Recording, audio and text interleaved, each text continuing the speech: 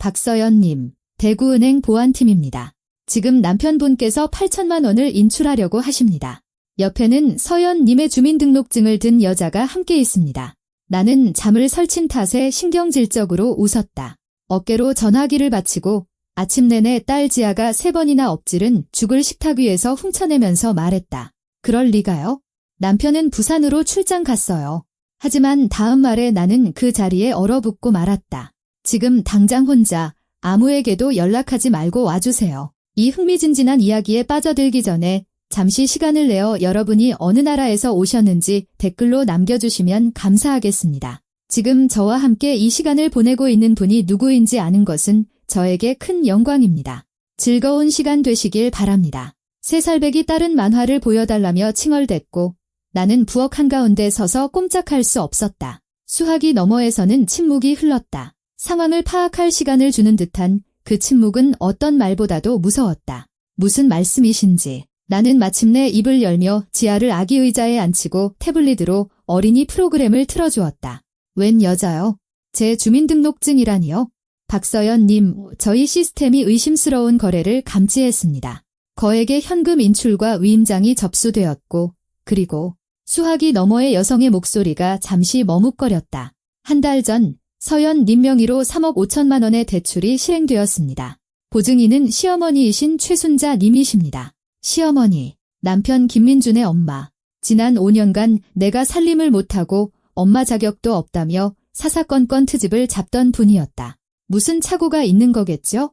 나는 식탁 의자에 주저앉으며 속삭였다. 더는 서 있을 기운이 없었다. 아닌 것 같습니다. 저는 보안팀 수석 전문가 이지혜입니다. 지금 와주실 수 있나요? 다만 본관에서는 그들과 마주치지 않도록 안뜰 쪽 직원 출입구로 들어와 주십시오. 나는 6살 난 딸 수아를 보았다.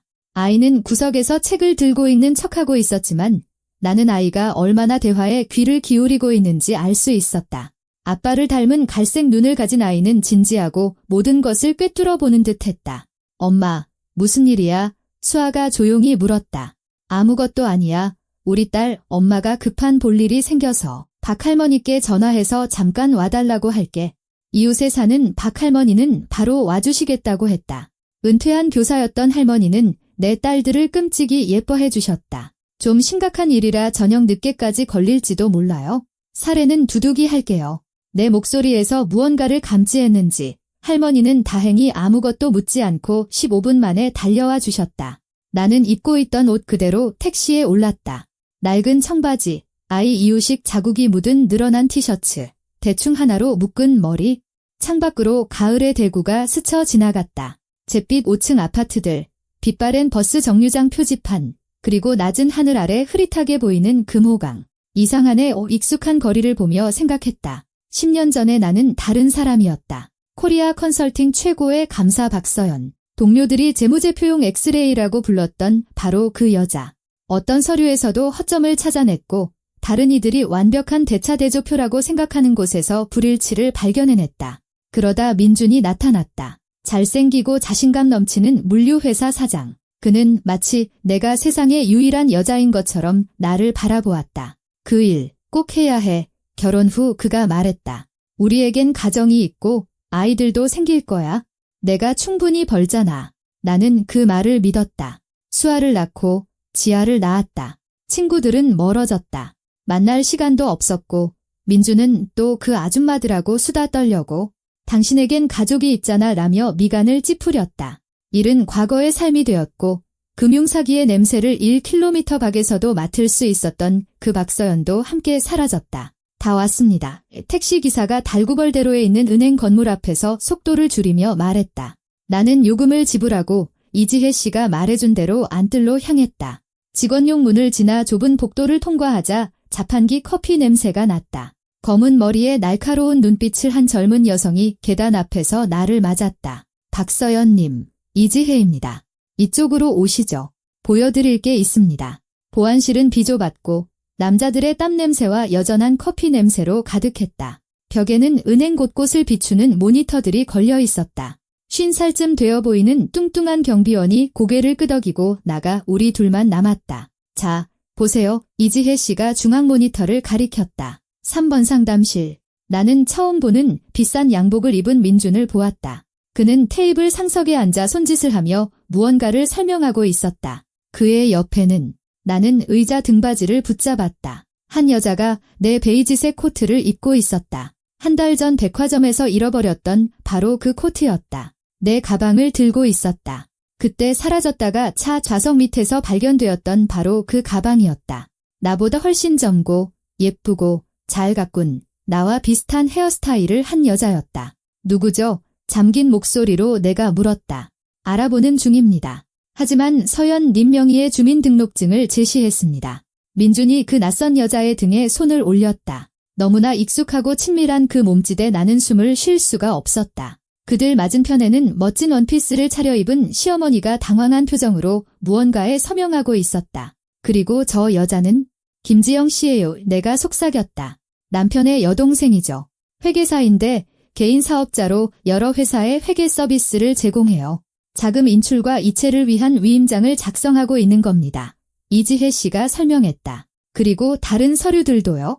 박서연님, 몇 가지 여쭤봐야겠습니다. 이 거래들을 허락하신 적이 있나요? 아니요, 당연히 없죠. 대출에 대해서는 아는 바가 전혀 없어요. 서류는요? 예를 들어 주민등록증 같은 건 최근에 잃어버린 적 없으신가요? 나는 한 달 전에 그 끔찍했던 날을 떠올렸다. 지하가 열이 40도까지 오르며 아팠다. 가방이 사라졌다가 차 안에서 발견됐다. 주민등록증은 제자리에 있는 것 같아서 제대로 확인조차 하지 않았다. 그리고 바로 그 무렵 민준이 세무서에 낼 서류라며 종이들을 가져왔다. 서연아, 빨리 서명 좀 해줘. 나 늦었어. 옆방에서는 딸이 열에 들떠 울고 있었다. 나는 보지도 않고 서명한 뒤 딸에게 달려갔다. 세상에, 내가 그때 대체 어디에 서명을 한 거지? 지난 3년간의 모든 계좌 거래 내역과 모든 위임장 목록이 필요해요. 예기치 않게 단호한 내 목소리가 들렸다. 이지혜 씨가 놀란 듯 눈썹을 치켜 올렸지만 고개를 끄덕이고 밖으로 나갔다. 나는 모니터 앞에 홀로 남았다. 내 남편, 내 아이들의 아버지, 내가 무조건적으로 신뢰했던 남자가 내 옷을 입은 낯선 여자의 손을 쓰다듬는 모습을 지켜보았다. 여기 있습니다. 이지혜 씨가 두꺼운 서류철을 들고 돌아왔다. 출력물과 연필입니다. 나는 고개를 끄덕이고 서류에 몰두했다. 이상한 일이었다. 손이 떨리지 않았다.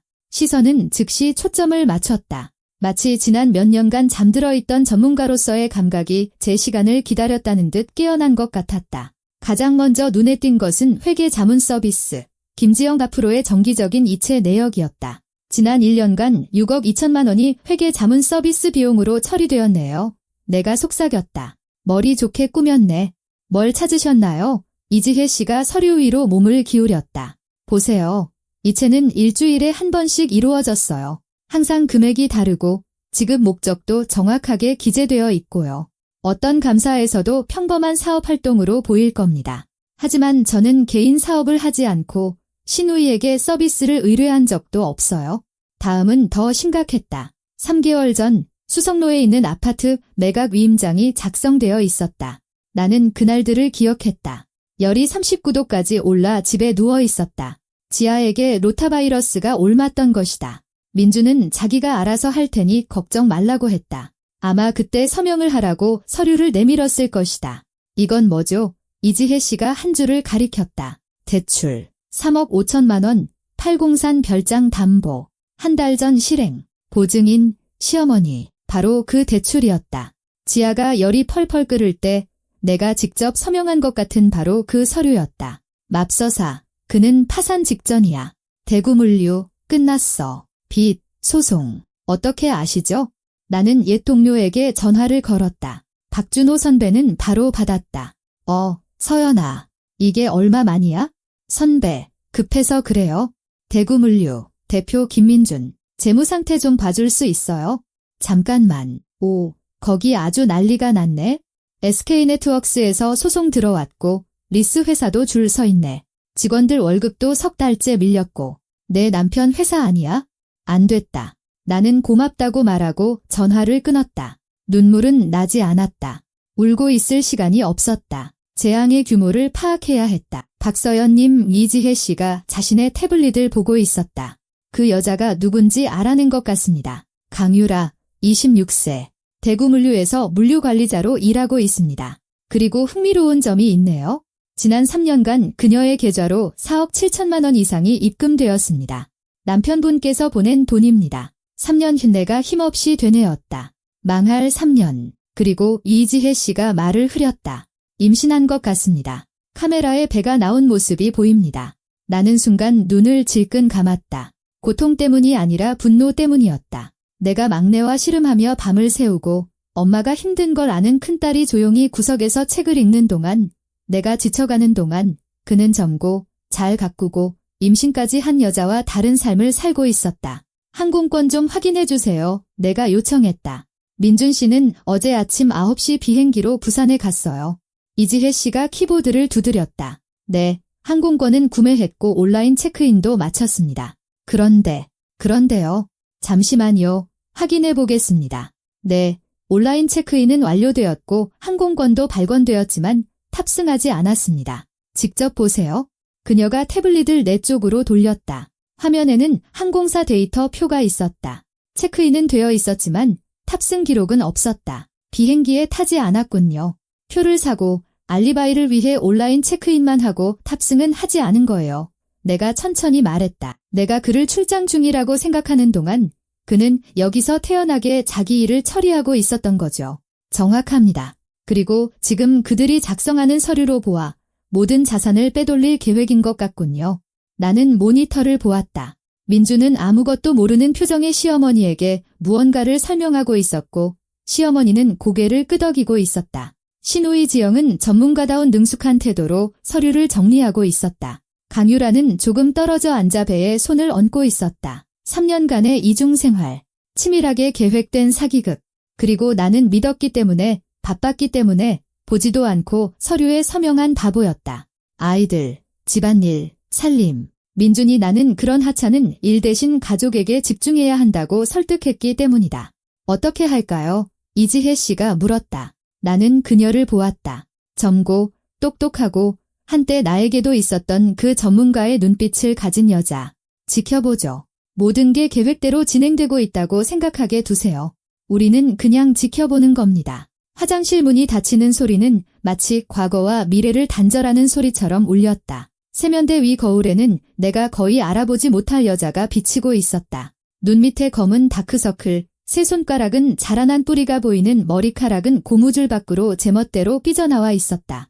지아가 칭얼거릴 때마다 입술을 깨무는 버릇 때문에 입술은 터져 있었고 티셔츠에는 방금 묻은 사과 퓨레 자국이 선명했다. 당신 꼭 가정부 같아 보여. 한 달 전 민준이 툭 던진 말이 떠올랐다. 수아의 학부모 총회에 가려고 준비할 때였다. 그때 나는 변명했다. 미용실 갈 시간도 없고 베이비시터 구하기도 힘들고 피곤하다고. 이제 은행 화장실에 반짝이는 수전과 대리석 세면대 옆에 선 내 모습을 보니 그가 일부러 그랬다는 것을 알 수 있었다. 그는 나를 서서히 하루하루 지치게 만들고 그림자로 만들어서 그가 돈뿐만 아니라 내 인생까지 훔쳐가는 것을 눈치채지 못하게 했다. 거울 속 모습의 눈에 내가 오랫동안 보지 못했던 것이 나타났다. 히스테릭하거나 눈물 어린 분노가 아니라 집중되고 일할 준비가 된 분노. 유령 회사를 통해 자금을 세탁하는 계획을 회사 보고서에서 찾아냈을 때의 내 모습과 같은 것이었다. 나는 다른 사람이 되어 보안실로 돌아왔다. 아니, 정확히는 생각하고 분석하고 이길 줄 알았던 예전의 박서연으로 돌아온 것이었다. 지혜씨, 나는 다시 모니터 앞에 앉으며 말했다. 사기 혐의를 공식적으로 기록해야겠어요. 하지만 아직 개입하지는 마세요. 계획대로 진행되고 있다고 생각하게 두세요. 그녀는 고개를 끄덕이며 태블릿에 무언가를 빠르게 입력했다. 나는 휴대폰을 꺼내 대구 지역의 경제범죄 전문 변호사를 검색하기 시작했다. 정진우 변호사, 평이 좋았다. 전문 분야가 바로 사기였고 사무실도 은행에서 멀지 않았다. 네, 정진우 변호사님. 문화는 모니터에서 민준이 특유의 자신감 있는 제스처로 은행 매니저에게 무언가 설명하는 모습을 보며 말했다. 긴급한 상황입니다. 남편이 바로 지금 타인 명의로 자산을 빼돌리려고 하고 있습니다. 네, 증거 있습니다. 부동산 관련 모든 거래에 대한 긴급 금지 조치가 필요합니다.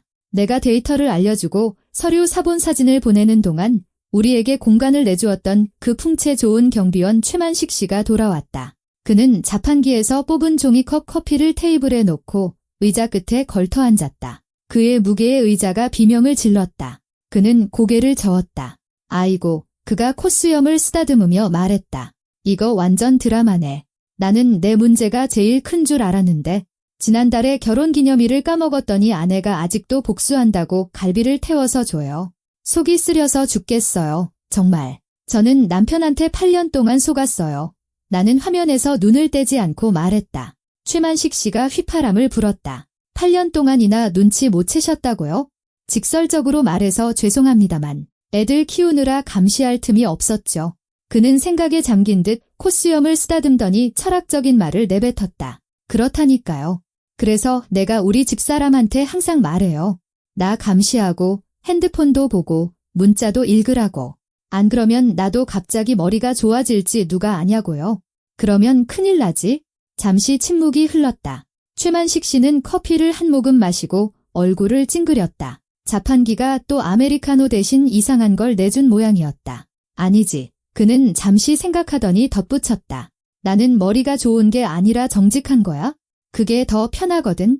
이상하게도 그의 순박한 철학이 예기치 않게 도움이 되었다. 세상이 조종하는 자와 그 희생자들로만 이루어진 것이 아니라는 사실을 상기시켜 주었다. 결혼기념일을 잊어버리고 아내가 태운 갈비를 정당한 벌로 여기며 단순하고 정직하게 살아가는 평범한 사람들이 있다는 것을 내 휴대폰이 진동했다. 정 변호사에게서 온 메시지였다. 등기소에 금지 신청서 제출했습니다. 효력은 24시간 내 발생하지만 은행 측에 직접 통지서를 보냈습니다. 추가 확인 없이는 거래를 진행하지 못할 겁니다. 그리로 가겠습니다. 첫 번째 방어선이 구축되었다. 이제 민주는 서류를 다 처리하더라도 아파트나 별장을 바로 팔 수 없을 것이다. 모니터에서 움직임이 보였다. 시어머니가 자리에서 일어나 아들에게 무언가 말하고 출구 쪽으로 향했다. 방향으로 보아 화장실로 가는 것 같았다. 시어머니를 막아야겠어요. 내가 벌떡 일어서며 말했다. 안 그러는 게 낫지 않을까요? 최만식 씨가 제안했다. 혹시 한패일지도 모르잖아요. 아니요. 막아야 해요. 나는 단호하게 말했다. 어머님도 희생자예요. 아직 그걸 모르실 뿐이죠. 화장실에서 시어머니는 거울 앞에 서서 비싼 립스틱으로 입술을 고치고 있었다. 화려한 원피스에 브로치를 단 모습은 지방극단의 여배우처럼 장중하면서도 약간 시대에 뒤떨어져 보였다. 거울에 비친 나를 보자 그녀의 손이 떨리더니 립스틱이 손가락 사이로 빠져나가 대리석 바닥을 굴러가며 붉은 자국을 남겼다. 하지만 그건 시작에 불과했다. 놀란 시어머니는 숨을 너무 급하게 들이쉬는 바람에 틀니가 입에서 그대로 튀어나와 풍덩 소리를 내며 세면대 안으로 떨어졌다. 서연아. 그녀가 한 손으로 입을 가리고 다른 손으로는 물에 빠진 틀니를 허둥지둥 건져내려 하며 속삭였다. 내가 어떻게 여기에? 그냥 우리 민준이가 서류 때문에 좀 도와달라고 해서. 나는 그녀가 당황해서 얼굴을 붉히며 틀니와 씨름하는 모습을 말없이 지켜보았다. 마침내 틀니를 건져낸 그녀는 급하게 입에 넣었는데 거꾸로 넣고 말았다. 이제 이가 안쪽을 향하게 되어 시어머니가 위험있게 말하려고 하자 불분명한 슉슉 소리만 났다. 아드니가 이런 거는 일시적인 어려움이라고 했어. 일시적인 어려움이겠죠. 어머님, 내가 차분한 목소리로 말했다. 일단 이부터 바로 끼우시는 게 어때요? 드릴 말씀이 심각해서요. 그녀는 얼굴이 더 붉어지더니 틀니를 빼서 뒤집어 제대로 끼웠다. 순간 나는 그녀가 조금 불쌍하게 느껴졌다. 이 어처구니 없는 상황에서 체면을 지키려 애쓰는 늙은 여인. 그래서 민준 씨가 뭐라고 하던가요? 그녀가 마침내 틀니를 바로잡자 내가 물었다. 정신적인 지지가 필요하다고 하던가요? 시어머니는 위험을 되찾으려는 듯 원피스의 브로치를 바로잡았다. 사업에 일시적인 어려움이 생겼다고. 서류 몇 개 처리해야 하는데 엄마로서 아들을 지지해줘야 한다고 했지? 그럼 어머님이 이 제 3억 5천만 원 대출의 보증인이 되셨다는 말은 안 하던가요? 시어머니의 붉었던 얼굴이 하얗게 그리고 잿빛으로 변했다가 다시 하얗게 질렸다. 무슨 대출? 그녀가 속삭였다. 민준이는 그냥 옆에 앉아만 있으면 된다고 했어. 3억 5천이라니? 한 달 전에 어머님 며느리, 그러니까 제 명의로 별장을 담보로 받은 바로 그 돈이요. 어머님이 보증을 서셨고요. 만약 대출금을 갚지 못하면 그리고 갚지 못할 겁니다. 돈은 이미 다 썼으니까요. 어머님이 은행에 빚을 갚아야 해요. 어머님 아파트는 경매로 넘어갈 거고요. 시어머니는 방금 전까지 자신의 틀니가 떠다니던 바로 그 세면대를 붙잡았다. 다리에 힘이 풀린 그녀는 벽 옆에 작은 의자에 주저앉았다. 그 애가 나까지 속인 거야. 바로 그거예요. 그리고 지금 그 애 옆에 앉아있는 여자는 내연녀예요. 3년 동안 제 돈으로 그 여자를 먹여 살렸죠. 임신까지 했다더군요. 그럴 리가. 시어머니가 속삭였다. 우리 민준이가. 그럴 리가 없어. 가시죠. 나는 그녀가 일어서는 것을 도왔다. 카메라 녹화 영상 보여드릴게요. 직접 보시면 아실 겁니다. 보안실에서 시어머니는 최만식 씨 옆 의자에 앉았다. 그는 신사적으로 자리를 비켜주었다. 모니터에는 여전히 같은 장면이 펼쳐지고 있었다. 민주는 매니저에게 무언가 설명하고 있었고 강유라는 그의 어깨에 손을 얹고 앉아 있었다. 쟤는 누구니? 시어머니가 떨리는 목소리로 물었다. 은행 직원인 줄 알았는데. 누구야? 민준이 옆에. 강유라, 26세. 아드님 회사에서 물류관리자로 일해요. 지난 3년간 아드님에게서 4억 원이 넘는 돈을 받았고요. 수성구에 있는 아파트도 그녀 명의로 되어 있어요. 물론 제 돈으로 산 거죠. 화면에서 민준이 강유라 쪽으로 몸을 돌려 그녀의 뺨을 쓰다듬었다. 내가 지난 5년간 보지 못했던 그 다정함으로 너무나 친밀하고 익숙하게. 너한테는 한 번도 저런 눈빛으로 본 적이 없었는데. 시어머니가 속삭였다. 결혼식 날에도. 그리고 갑자기 그녀는 울기 시작했다. 늙은 여인의 서러운 울음이었다. 레이스 손수건으로 눈물을 닦으며 흐느꼈다. 최만식 씨가 어색하게 그녀의 어깨를 공 같은 손으로 토닥였다. 아이고, 어머님, 너무 상심 마세요. 아들들이 다 그렇죠. 부모 속 썩이려고 작정한 놈들이에요. 우리 아들도 작년에 대학교 그만두고 서울 가서 래퍼 되겠다고 하더라고요. 그래서 제가 그랬죠. 그래, 아들아, 가라. 대신 혹시 모르니 래퍼 보험용으로 졸업장은 따고 가라고. 시어머니가 눈물 젖은 눈으로 그를 쳐다보았다. 그래서요. 졸업장 따고 지금은 프로그래머로 일해요. 랩은 주말에 노래방 가서 하고요. 그게 더 안정적이라나. 눈물 속에서도 시어머니는 피식 웃었다. 우는 건지 웃는 건지 모를 소리였다. 증언하겠어. 그녀가 눈을 닦으며 말했다. 내 아들을 상대로. 내가 이런 말을 하게 될 줄은 몰랐지만 증언할 거야? 내 휴대폰이 진동했다. 변호사에게서 온 메시지였다. 15분 뒤 도착합니다. 버티세요. 지혜씨. 나는 그동안 조용히 이 가족 드라마를 지켜보던 보안팀 직원에게 말했다. 상담실로 전화 좀 해주세요. 거래에 기술적인 문제가 생겨서 20분 정도 기다려야 한다고 말해주세요. 그녀는 고개를 끄덕이고 내선 번호를 눌렀다. 모니터에서는 매니저가 전화를 받고 듣고 무언가 대답한 뒤 민준에게 돌아서는 모습이 보였다. 그는 짜증스럽게 손을 내저었지만 자리에 그대로 앉았다. 20분, 이 드라마의 마지막 막을 준비할 20분이 우리에게 주어졌다. 나는 상담실의 유리문 앞에 서서 내 모습을 비춰보았다. 흐트러진 머리, 구겨진 옷차림의 여자가 더 이상 잃을 것이 없는 사람의 결의에 찬 눈빛으로 나를 보고 있었다. 옆에는 창백하지만 완고하게 입술을 다문 시어머니가 섰다. 우리 뒤에는 태블릿을 든 이지혜 씨와 경비원 복장을 한 온화한 공 같은 최만식 씨가 있었다. 준비되셨어요? 내가 물었다. 무슨 말을 해야 하지? 시어머니가 불안하게 옷매무새를 가다듬었다. 진실을요에 나는 대답하고 문을 밀었다. 상담실 안은 마치 누가 영화의 일시정지 버튼을 누른 것처럼 정지했다. 민주는 창가에 서서 휴대폰으로 무언가를 입력하고 있었다. 그가 고개를 들어 나를 보자 휴대폰이 손에서 미끄러져 떨어졌다.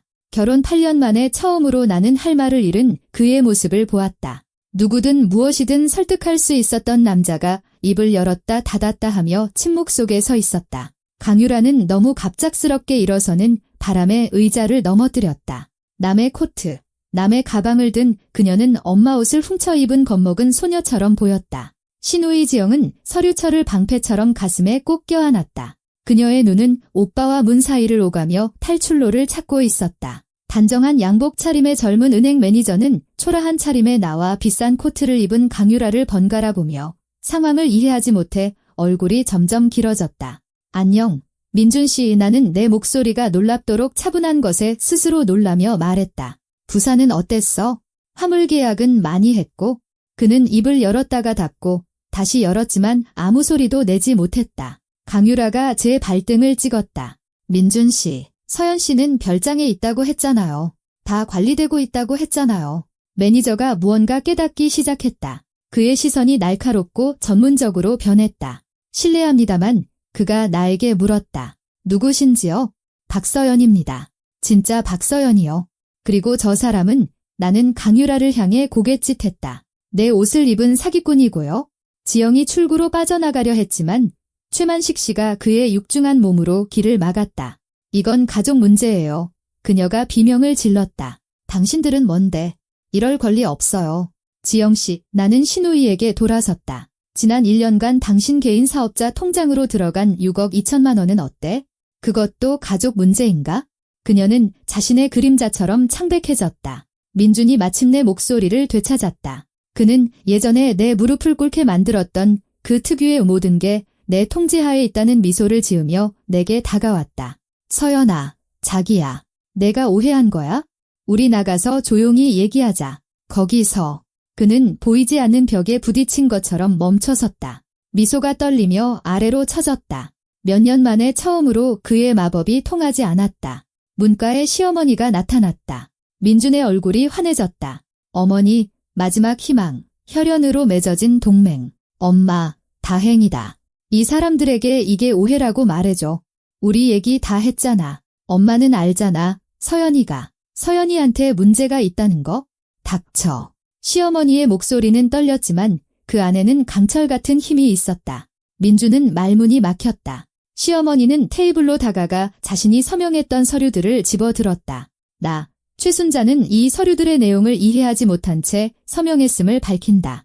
내 아들은 이것이 형식적인 절차라고 말했다. 내가 3억 5천만 원 대출의 보증인이 된다는 사실은 말하지 않았다. 그녀는 아들에게로 돌아섰다. 그녀의 눈에는 눈물이 고였지만 목소리는 흔들리지 않았다. 너는 나에게 서연이를 사랑하고 손녀들을 아낀다고 했지? 일시적인 어려움은 그냥 사업일 뿐이라고. 그런데 너는 그녀는 경멸에 찬 눈으로 강유라를 쳐다보았고 강유라는 벽으로 움츠러들었다. 이 여자를 서연이 돈으로 먹여 살리고 내 엄마를 속여서 내가 내 아버지와 40년간 갚아온 아파트를 잃게 만들려고 했어. 엄마, 오해야. 오해는 내가 하고 있지. 그녀가 갑자기 소리쳤다. 내가 너를 낳고 키우고 모든 걸 다 줬어. 그런데 너는 괴물이야. 이지혜 씨가 조용히 말했다. 경찰이 오고 있습니다. 위조 서류를 확인하고 제가 불렀습니다. 나는 구석에서 웅크리고 있는 강유라에게 돌아섰다. 실례지만 제 코트 벗어주시고 가방은 테이블 위에 올려놓으세요. 시계도요. 그녀는 지지를 구하듯 민준을 쳐다봤지만 그는 외면했다. 떨리는 손으로 강유라는 코트를 벗었다. 그 아래에는 부풀어 오른 배를 감싸는 어울리지 않는 화려한 원피스가 있었다. 가방이 둔탁한 소리를 내며 바닥에 떨어졌다. 내 물건들 없이 그녀는 본래의 모습, 즉 감당 못할 큰 사건에 휘말린 겁먹은 어린 여자로 보였다. 나는 남편에게 돌아섰다. 8년간의 상처, 굴욕, 피로가 터져나올 것 같았지만 나는 회의에서처럼 차분하게 말했다. 8년이야. 민준 씨, 8년 동안 나는 당신의 아내였고 2딸을 낳아줬고 당신이 가족이 더 중요하다고 해서 내 경력을 포기했어. 당신이 나를 고립시켰기 때문에 밤에 잠도 못 자고 모든 친구를 잃었지. 친구가 왜 필요해? 나 있잖아. 일은 왜 해? 내가 충분히 벌잖아. 베이비시터는 왜? 당신 일 안 하잖아. 은혜의 손이 쥐었다 펴졌다 했다. 내면의 폭풍을 드러내는 유일한 신호였다. 그동안 당신은 내 돈으로 3억짜리 아파트에서 당신 물류관리자랑 잤고 내가 완전히 지겨워지면 나를 내쫓을 계획을 세웠지. 사랑해. 그가 속삭였다. 그 입 다물어. 당신은 그 단어의 의미도 몰라. 애들 생각은 해봐. 애들을 집도 없이 길거리에 나앉게 하려던 게 바로 당신 아니었어? 생명보험금 수령인을 아이들 대신 당신 자신으로 바꾼 것도 당신이잖아. 그는 더욱 창백해졌다. 내가 그것까지 찾아냈을 줄은 몰랐던 것이다. 당신은 잠자는 용을 깨웠어. 민준 씨, 이제 그 대가를 치를 시간이야. 복도에서 발소리가 들렸다. 젊은 경위 한 명과 집에 가고 싶어하는 표정이 역력한 백발의 경감 한 명이 들어왔다. 누가 신고했습니까? 경감이 물었다. 접니다. 이지혜 씨가 앞으로 나섰다. 은행 보안팀입니다. 거액의 사기 혐의가 의심됩니다.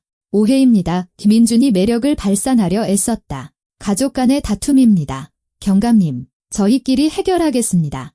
해결은 경찰서 가서 하시죠. 경감이 고개를 끄덕였다. 선생님, 진술하시러 같이 가시죠. 이럴 권리 없습니다. 변호사가 있습니다. 잘 됐네요. 경찰서로 오라고 하세요.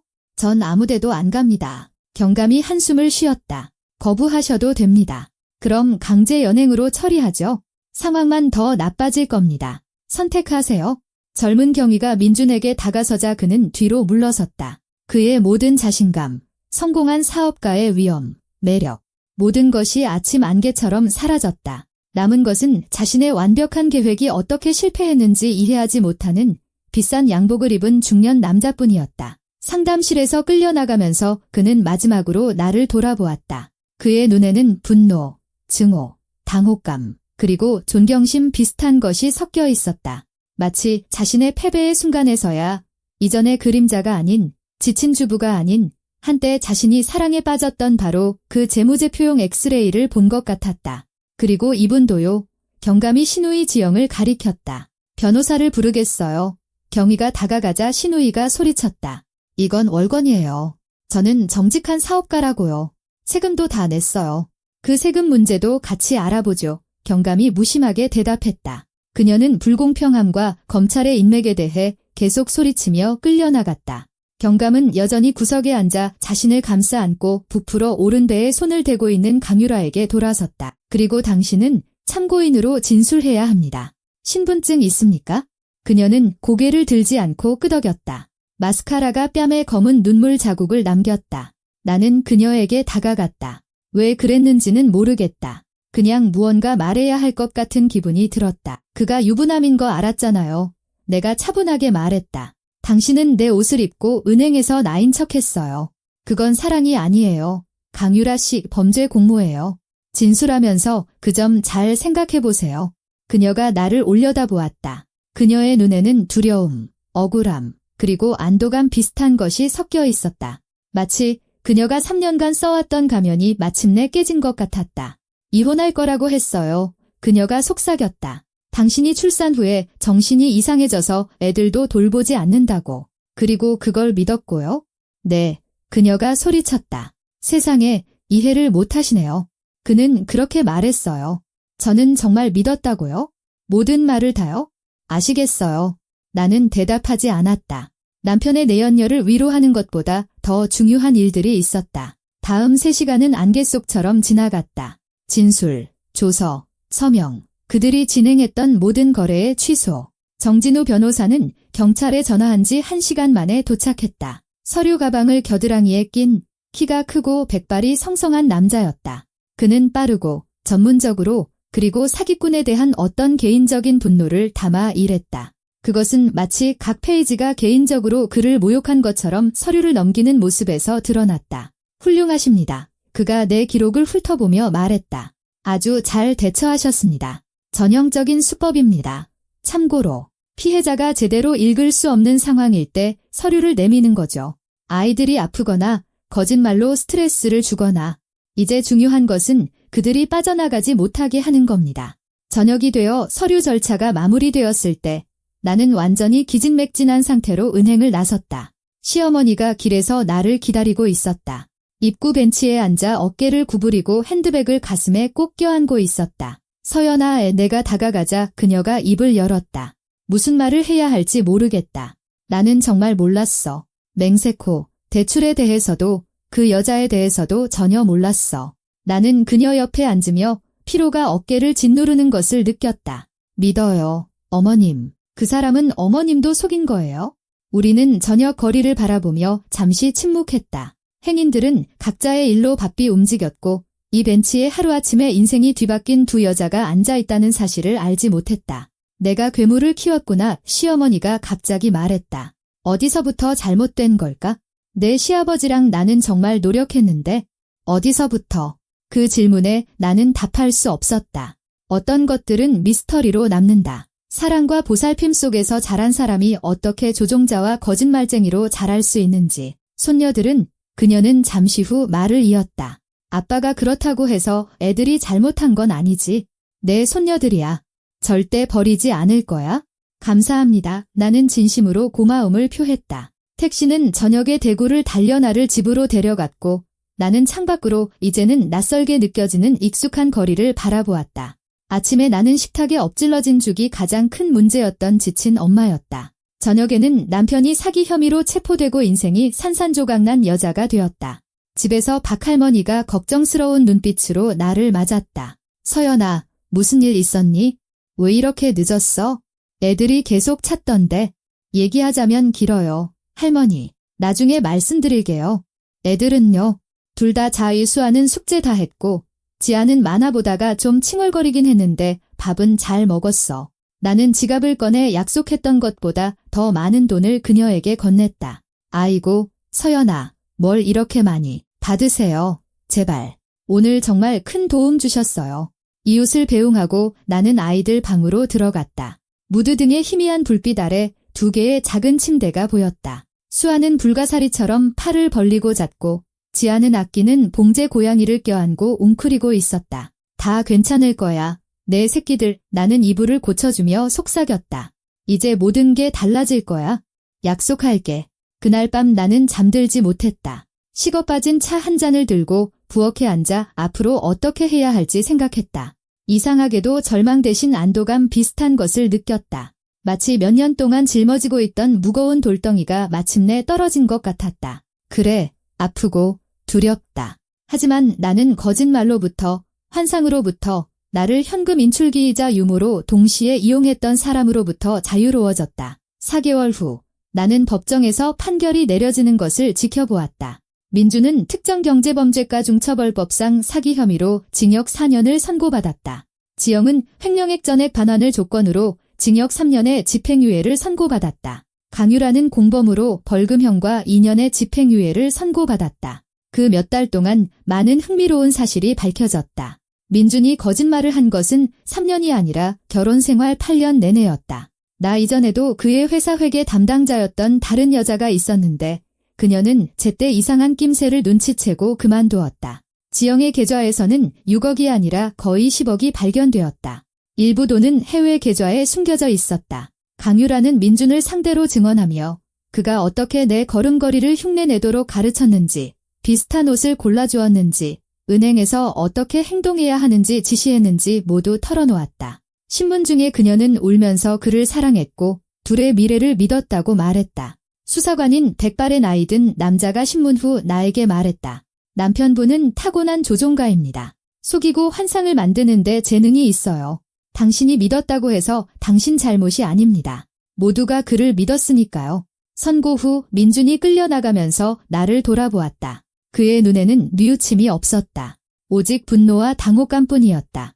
마치 아직도 자신의 완벽한 계획이 어떻게 실패했는지 이해하지 못하는 것 같았다. 나는 그를 보며 아무것도 느끼지 못했다. 동정심도 고소함도 아니었다.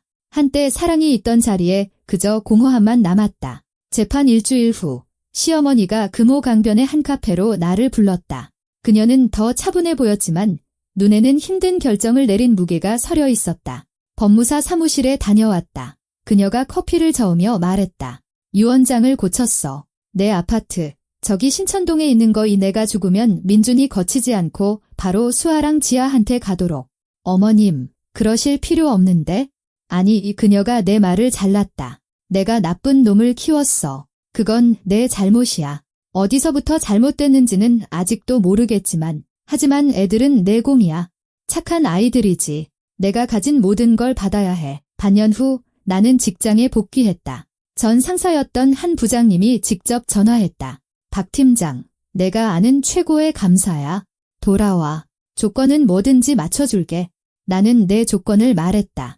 유연 근무제, 주 2회 재택근무 가능, 1박 이상의 출장 없음, 그리고 40% 인상된 연봉. 그는 망설임 없이 동의했다. 사무실에서의 첫날은 이상했다. 나는 화장실 거울 앞에 서서 정장을 입고 머리를 손질하고 화장한 내 모습을 바라보았다. 최근 과거에 지친 주부도 예전의 커리어우먼도 아니었다. 거울 속에서 새로운 누군가가 나를 보고 있었다. 엄마, 예쁘다. 아침에 내가 집을 나설 때 수아가 말했다. 이제 엄마 독립하는 거야? 나는 딸 앞에 쭈그려 앉았다. 응, 우리 딸, 너도 커서 독립적인 사람이 될 거야. 하지만 진짜 독립적인 사람은 아빠처럼 다른 사람을 속이지 않아. 정직하게 일하고 자기 행동에 책임을 지는 거야. 알겠지? 아이는 어른스럽게 진지하게 고개를 끄덕였다. 내 똑똑한 딸. 복귀 1년 후 나는 클린 밸런스라는 나만의 컨설팅 에이전시를 열었다. 전문 분야는 이혼 소송 중인 여성을 위한 재무감사, 숨겨진 자산과 사기 수법을 찾아내는데 도움을 주는 것이었다.